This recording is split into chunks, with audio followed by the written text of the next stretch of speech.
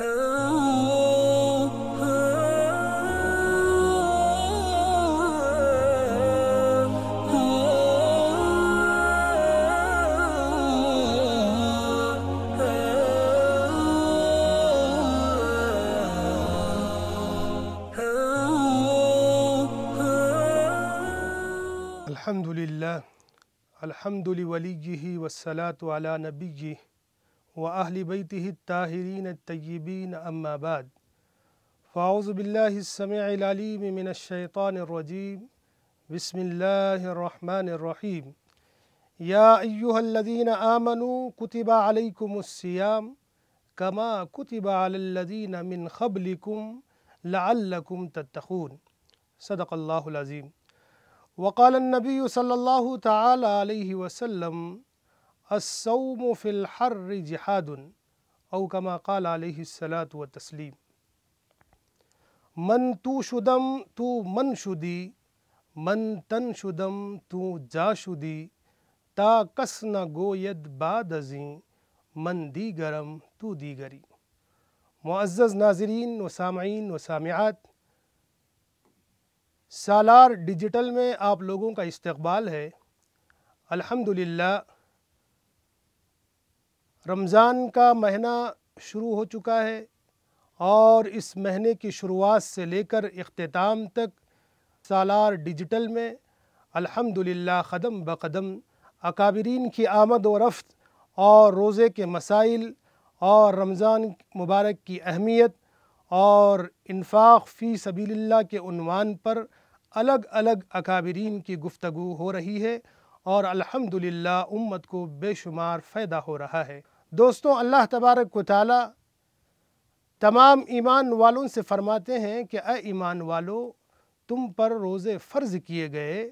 ایسا نہیں کہ صرف امت محمدیہ پر روزے فرض ہیں، بلکہ اللہ تبارک و تعالی کا آگے حکم ہوتا ہے پچھلی امتوں پہ جیسا روزے فرض کیے گئے تھے اسی طرح تم پر بھی روزے فرض ہیں۔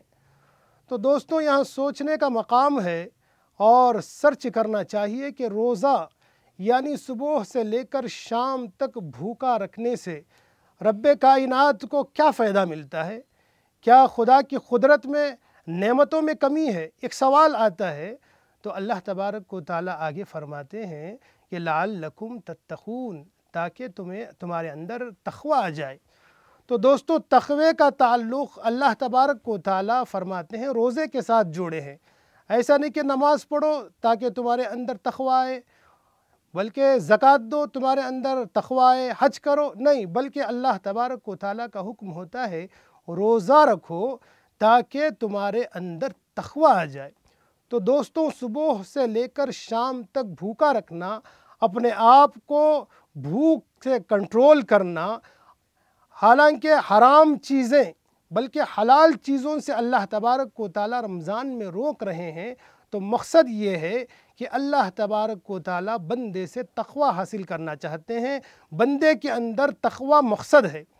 تو دوستوں، اللہ تبارک و تعالی کے ارشاد کے بعد نبی اکرم تاجدار بطحہ جناب محمد مصطفیٰ صلی اللہ تعالی علیہ وسلم کے احادیث مبارکہ کی طرف ہم جب لوٹیں گے، جب کھنگالیں گے، جب احادیث کو سرچ کریں گے، دیکھیں گے، تو معلوم ہوتا ہے کہ روزے کا مقصد ایسا نہیں کہ صبح سے لے کر بعض صحابہ اکرام کا معمول بنا لیا تھا صحابہ اکرام نے کہ ہم زندگی بھر روزہ رکھیں گے۔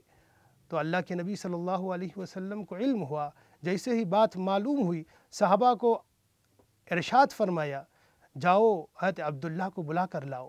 حضرت عبداللہ سے عرض کیا، ارشاد فرمایا کہ اے عبداللہ، کیا تم تمام عمر روزہ رکھیں گے اور رات میں قیام کریں گے؟ تو فرمایا کہ جی ہاں یا رسول اللہ۔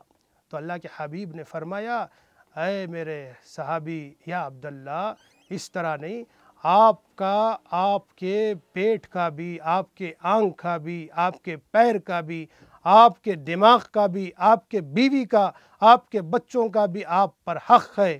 تو دوستو، پتہ چلتا ہے کہ یہ اسلام، دین اسلام جو ہے معتدل مذہب ہے، اور کسی کے اندر مستقل مکمل روزہ رکھنے کی صلاحیت ہونے کے باوجود اللہ کے حبیب فرماتے ہیں نہیں، یہ معتدل دین ہے۔ تو دوسری بات، دوسرا موضوع رمضان کے علاوہ ایک موضوع دیا گیا کہ اصلاحی معاشرہ اور حالات حاضرہ پہ بات. تو حالات حاضرہ میں الحمدللہ دین اسلام کے ماننے والے چاہنے والوں کی انفاق فی سبیل اللہ اور روزوں کی برکت اور رمضان کی برکتیں، رمضان کے رونقیں تمام عالم میں تمام دنیا دیکھ رہی ہیں. اور اس کے باوجود صرف رمضان کے حد تک ہم روزے دار، رمضان کے حد تک ہم نمازی، رمضان کے حد تک ہم مکمل مسلمان. جیسے ہی عید کا چاند نظر آیا تو تمام چیزوں سے غفلت، جیسے ہی عید کا چاند نظر آیا نمازوں سے دور، جیسے ہی عید کا چاند نظر آیا نیکیوں سے دور، جیسے ہی عید کا چاند نظر آیا تمام اچھے کاموں سے دور.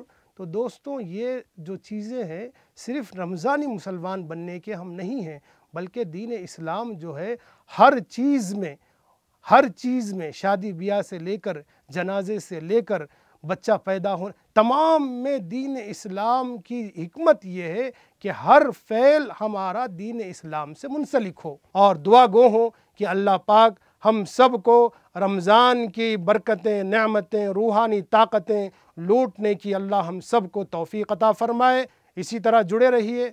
اللہ تبارک و تعالیٰ سے دعا ہے کہ اللہ تبارک و تعالیٰ ہم سب کو سنی ہوئی باتوں پر عمل کرنے کی توفیق عطا فرمائے.